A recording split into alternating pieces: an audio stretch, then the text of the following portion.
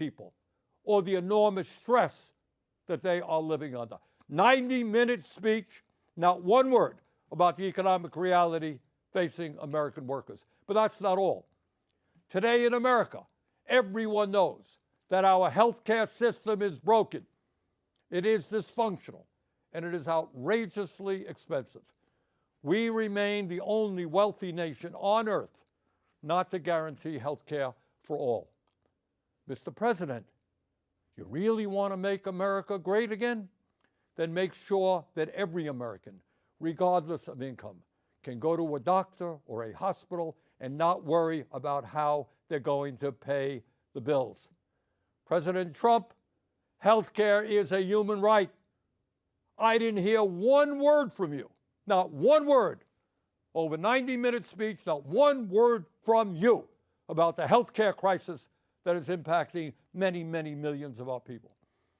Nor did I hear you say why we pay by far the highest prices in the world for prescription drugs, sometimes 10 times more than the people in other countries, and why 1 out of 4 Americans are unable to afford the prescriptions their doctors prescribe.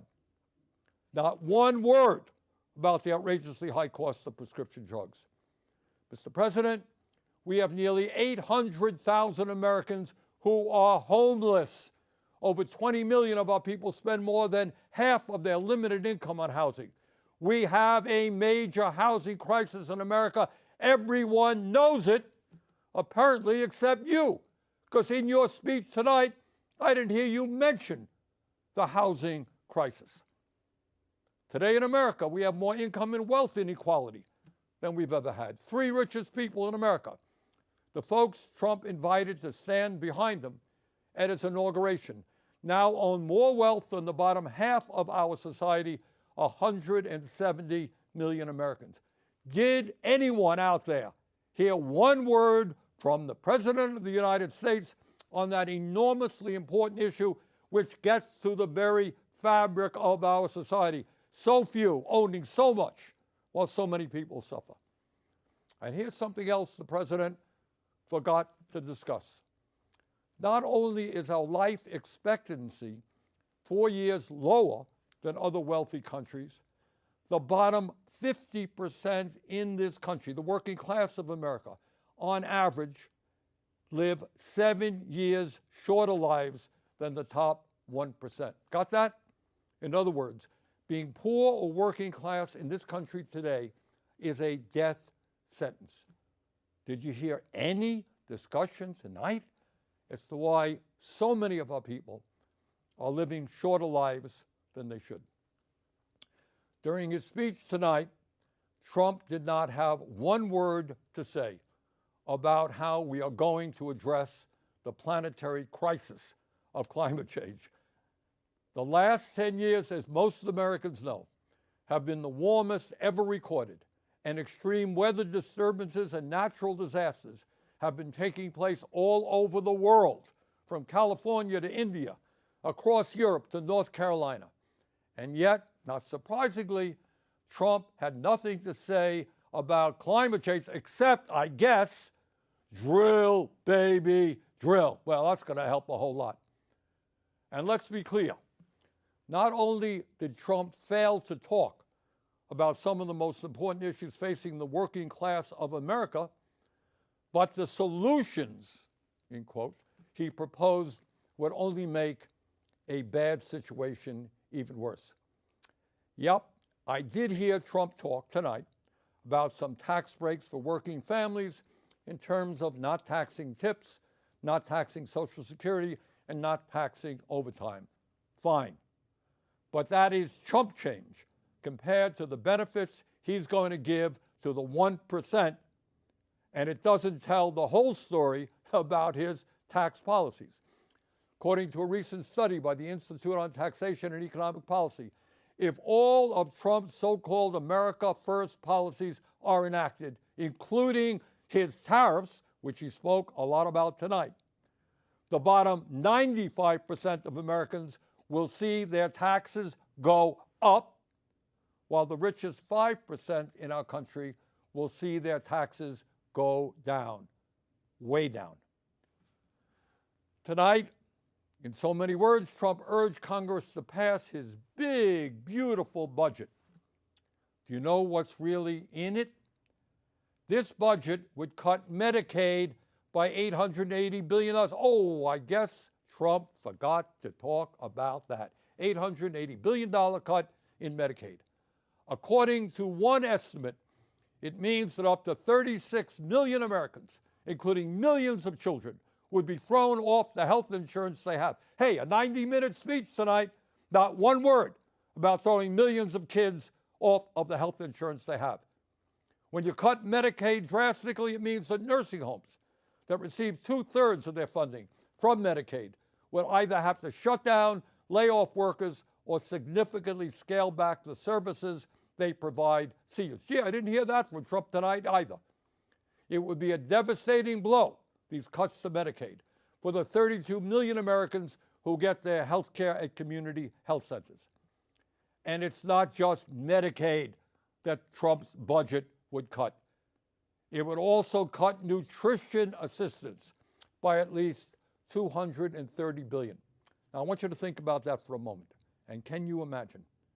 The billionaire class, people who can support their families, some of these guys have tens of billions of dollars, support their families for the next 10 generations, 50 generations. People who live in incredible opulence. People who own their own jet planes, they own their own private islands, they own their own spaceships, trying to get tax breaks by taking food out of the mouths of low-income kids. That truly is disgusting. What we are seeing is the Robin Hood principle in reverse, taking from the poor and giving to the rich and the very, very rich. And here is something else Trump has been doing. For the past several weeks, he and his good friend Elon Musk, who was up there in the audience tonight, have been throwing hundreds of thousands of federal employees off their jobs. Now, I know some of you are saying, well, that's too bad, but that's the federal government, not me, it's not me, it's just those guys who work for the federal government. But I want you to think about this. Think about it for a moment. If Musk and his friends can arbitrarily throw federal workers out on the street today, what do you think that Musk and his fellow billionaires will be doing tomorrow when artificial intelligence and robotics explode in this country? Do you think they'll give a damn about you and your families? No, they will treat you exactly the way they're treating federal employees today. You will be out on the street as well. But it is not only absurd domestic policies that we've got to fight. For the first time in our 250-year history, we have a president who is turning his back on democracy and aligning us with authoritarianism. No, we must not abandon the people of Ukraine who were invaded by the Russian dictator Vladimir Putin. We must always stand for democracy, not dictatorship. Let me be very clear. Regardless of where Trump is taking this country, here's what I think and what I believe the American people want us to do. They want us to end a corrupt campaign finance system. Well, golly gee, I didn't hear Mr. Trump talk about that tonight. A corrupt campaign finance system which allows a handful of billionaires to buy elections. It is beyond crazy that someone like Elon Musk can contribute over $270 million to help get Trump elected, and then he gets to run the government. It is absurd that any member of Congress who stands up to Netanyahu's brutal war in Gaza can expect to be opposed by millions of dollars in campaign contributions coming from AIPAC. The American people want us to end this disastrous Citizens United Supreme Court decision and move to the public funding of elections. Democracy is supposed to be about one person, one vote, not billionaires buying the political candidates of their choice. And further, no, we should not be giving tax breaks to billionaires. That's not what we should be doing. We must demand that the wealthiest people in this country start paying their fair share of taxes. We must raise the federal minimum wage of $7.25 an hour to a living wage of at least $17 an hour. We must make it easier for workers to join trade unions, grow the union movement, and prevent corporations from violating labor laws with impunity by passing the PRO Act, legislation that I will be introducing tomorrow. No, we are not going to cut Social Security. Quite the contrary. We must expand Social Security benefits and extend its solvency for the next 75 years by scrapping the cap that allows a billionaire to pay the same amount into Social Security as a truck driver. Too many of our seniors are hurting today for us to be talking about cutting Social Security. Over 20% seniors in this country living on $15,000 a year or less. Further, instead of making massive cuts to Medicaid, we must join every other major country in guaranteeing health care to all of our people through a Medicare for All single-payer program. We must also take on the greed of the pharmaceutical industry, get them to charge us what they charge other countries, reducing prescription drug prices by 50%. And at a time of a terrible housing crisis in Vermont and in every area of our country, we must build at least 4 million units of low-income and affordable housing, stop corporate landlords from jacking up rent prices, and establish a cap on rent. In a competitive global economy, we need the best educated workforce in the world. All of our young people must have the ability to get a higher education by making public colleges, trade schools, and universities tuition-free and canceling student debt. Yes, we can create millions of good-paying jobs by combating climate change and moving our energy system away from fossil fuels and into sustainable energy. You know, I heard a lot of talk about freedom tonight from Mr. Trump. Well, in a free society, we must absolutely guarantee that it is the women of America who control their own bodies, not the local, state, or federal governments. Now, I know, because I've heard from many of you, that there are a lot of people out there who are feeling angry and frustrated at what's going on here in Washington, D.C. And some of you may feel a bit hopeless. So let me say this. At this particular moment in history, despair is not an option. Giving up is not acceptable. And none of us have the privilege of hiding under the covers. The stakes are just too high.